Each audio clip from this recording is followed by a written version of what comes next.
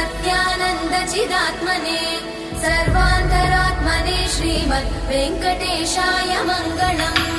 स्वतः सर्वविदे सर्वशक्तये सर्वशेषिने सुलभाय सुशीलाय वेङ्कटेशाय मङ्गलम्। परस्मै ब्रह्मणे पूर्णकामाय परमात्मने प्रयुञ्जे परतत्त्वाय वेङ्कटेशाय मङ्गलम्। आकालतत्त्वमशान्तमात्मनामनुपश्यताम् अतृप्त्यमृतरूपाय वेङ्कटेशाय मङ्गलम्।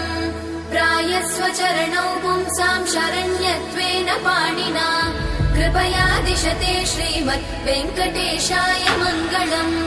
दयामृततरङ्गिण्यास्तरङ्गैरिव शीतलै अपाङ्गैः सिञ्चते विश्वं वेङ्कटेशाय मङ्गलम्। सद्भूषा